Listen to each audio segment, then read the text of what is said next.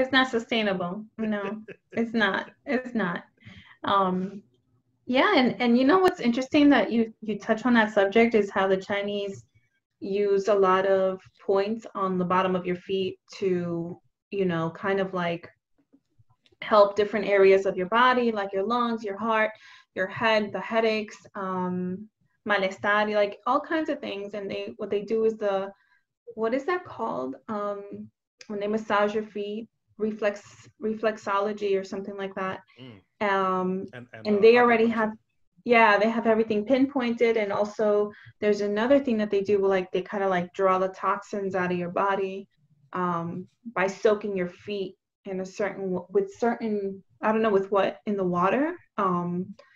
But it's like natural, but it's just like you soak your feet and you're like drawing out all the toxins in your body through your feet, like the water turns color. I was like, oh, okay, that's really interesting. So I'm it's glad really you interesting. mentioned that because I actually have a pretty good trick that you can use. And it's safe for both people who don't have diabetes and people who are diabetic. And it's Mm. pretty much walking around with baking soda inside of your socks. You do it for Oh, like two okay. or 3 days, and when you're in the shower, you'll feel that after doing that, it'll soften up the skin so much that whatever excess is on it, it takes almost no effort to get rid of that excess skin, and it really does help the circulation big time. So it's pretty ironic how you mentioned that. I'm glad you mentioned that because Hmm. I don't talk about that too much because it kind of grosses people out. But when Hmm. you're talking to adults that just want to do what's necessary to keep themselves healthy, then it's worth saying because they're more likely to listen. Oh my gosh, yeah. Oh, there's another one too. It's about the red onions on your feet, and you put Mm, put the socks, because supposedly there's people that say, hey, if you put a raw onion and you cut it in half and you put it on each corner of the room, and the person is sick in the room, like they have a cold, they have a virus, a flu or something, you put it in there and then it kind of like draws it out. It captures a lot of the bacteria or whatever, draws it out of them. So there's something else like, oh, you sleep, you put these socks on, you put the onions and then you put the socks over them. I don't know. I haven't tried it. I can't deal with onions in my bed, but I might try it. Um and see if it's true. well, I've tried that. My wife used to always try to give me different remedies that she can think of. Hmm. Ironically, maybe it was a conversation that you and her might have had that she would have been like, "Hey, you know," but I don't remember exactly how it came about. But she just straight up told me like, "Look, try putting onions inside your socks, sleep with it overnight, and see what happens." And I said, "All right, I'm willing to give practically anything a try to get some of this nerve pain from my legs." And it helped a little. It definitely did. Um, However, I felt like the baking soda was more effective. Like Okay. ever since I've been doing that, I don't do it as much anymore because I'm pretty much getting no reaction to it because it's Hmm. taken out so much. But every few, I'd say like 2 or 3 weeks, I'll go ahead and add baking soda to my shoes. And by the way, that also brings down foot odor down big time. Okay. Good to Yeah. know. Yeah.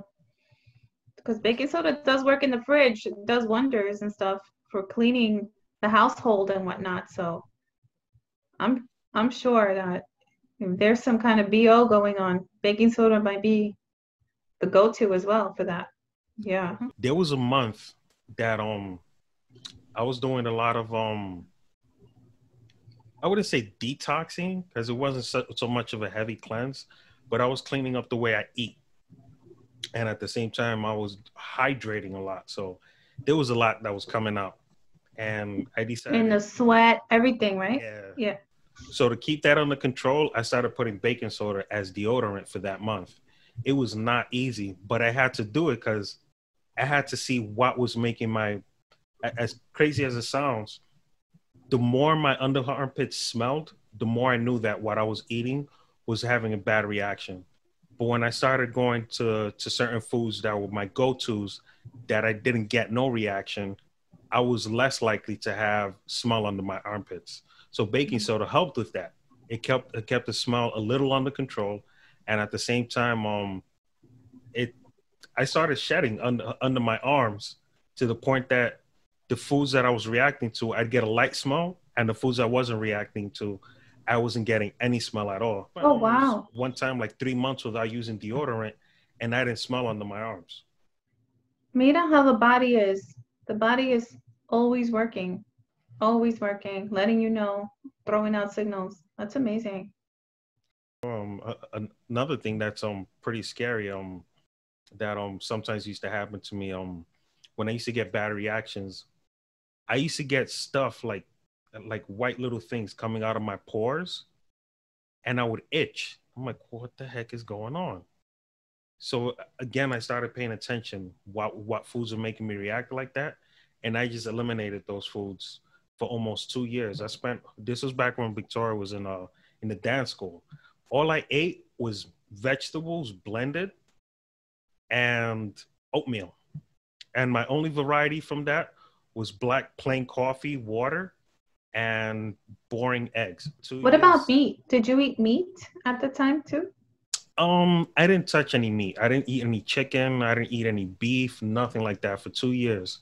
And it made a difference. And I figured all my protein I was getting from the eggs, and a lot of fiber I was getting from the oatmeal. So it was balanced enough at that point. I figured it was enough of a sacrifice because my feet used to swell up, and I'm like, what is going on? Yeah, yeah. And Um, I just started with there. I went old school. oh, that's good. And speaking of old school, like my grandmother's sister had bad circulation. But I remember growing up until she passed, that she would have almost like bed sores on her legs. Okay. Now, I remember since I was little, now I'm 45. And I remember when I was like 6 or 7, she always years old, or even 5, right?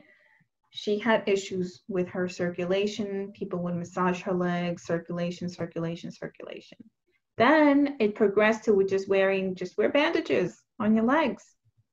They were always patched up. Wow. They had something, the name is cellulitis, but it's not like cellular, but it was cellulitis because she had like varicose veins that were popping out. Her skin was like manchado because it had like a lot of the circulation wasn't getting there and stuff. So it looked bruised, it looked flaky, it looked like almost maybe necrosis on her legs. I don't know. So it's a big deal, and it doesn't just affect like pain wise because she would get cramps in her legs and stuff, but it would kind of like affect the outer part of her leg too. Like it was just all the way, and back in the day,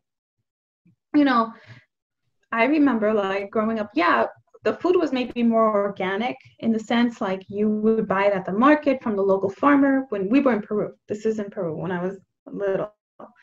And I lived out there for a couple of years. The setup was really different, right? It wasn't like, oh, the Pathmark or the Publix or the whatever. It was really different. The markets were open, but the food was organic because you knew the person that raised them. And they would eat like that, but then they would always have bread in the morning with their coffee and their cheese and their this and their that and their rice, right? And they would have their beans and they would have their meat, but yet they would have their soup, right? And they would have like their ceviche, but then there's always rice and there's always bread and there's always like heavy stuff. You know what I mean? Yeah. There wasn't that thought or that way of eating where it was just like, let me detox and do a broth or something. The only time you did that was when you had to be in a hospital or something like that. When you were home, you had your cafecito con your pan and your queso, whatever. So I think growing up like that, maybe she had reactions to food that she never realized. She just thought that it was just the way her body was meant to be. She never thought to use food as her medicine, and just she would just take medicine and she would just kind of patch up her legs until the day she died. Yeah. Wow. That's real unfortunate that it had to turn out that way. But how old was she when she passed away? I'm not sure, but she was up there. She was probably in her 80s. Oh wow. Well, she Yeah, managed to make it into to a very old age, but it could have. Who knows? Maybe it could have been a different story. That enjoying a lot less pain and having a lot more of a different quality time. You know, during the maybe, time that right? she was alive, and that's the Yeah. part that sometimes we forget too. Is sometimes it's not a matter of, okay, I'm willing to battle this thing all the way until I can finally get better. And sometimes those people, they never get better. You know, my mom is going through like a lot of health issues, and there's just some things that we just can't get her to listen to do differently. And so Hmm. much time has passed that it's like, okay, well, at this point, as long as you can, you know, fight the good fight and have some good time, at this point, that's all that matters. Because she's no spring chicken. It's a lot different like when we're in our 40s or 50s. There's a Right. lot of damage that can be repaired with a lot less effort. But at her age, is basically, I was just basically waiting for the rest of the time from here to when she passes away, of just trying to stay above water. Now it's not a matter of recovery; it's just staying above water. Oh wow. Hmm. Well, hopefully she'll have a change of heart and say, you know what? Let me just be happy being this way to have more quality, to my day to day. Even if it's a little change or it's a slight improvement, anything helps. Just to improve your quality day by day. I just I try to stick to that, and it's not easy making a change. For example, like we stopped drinking certain things in the house and stuff like that. Like my wine and beer is my wine and beer right now. I get that. But when it comes to like soda or soft drinks and things, it's a no. That doesn't exist. Like for example, like we grew up having iced tea mix in the pantry 24/7 because we didn't just have water. Like we're like, who does that? Like who drinks just water? Like it's either soda or it's iced tea mix, right? Um but then no, and then you have kids and then you start realizing like, hey, like this stuff isn't really, maybe this stuff isn't good every day. Maybe we don't have to have iced tea every day. Why can't we, what's wrong with water? Why can't we just have water every day and normalize that? And then once in a while have other stuff. And then we're like, okay, you know what? Why not? It's our house. We're parenting. Yeah. Guess what? We're normalizing water. That's what's going to happen right now. And we're going to be done with it because the doctor, the pediatrician was like, hey, kids are skinny. That's great. But guess what? All the stuff they're eating in school and the way they eat at home. Okay, you showing me this is your meal plan in the house. Just because they're 7 or 8 years old does not guarantee that they're not going to be diabetic in the next few years. Mm-hmm. Um, you need to really, really understand that. You think about your kids going to school. You don't pack them a lunch. They eat the school food. They come home and they're going to eat this kind of food. They eat at the sitter. And they're going to eat snacks and junk at the sitter.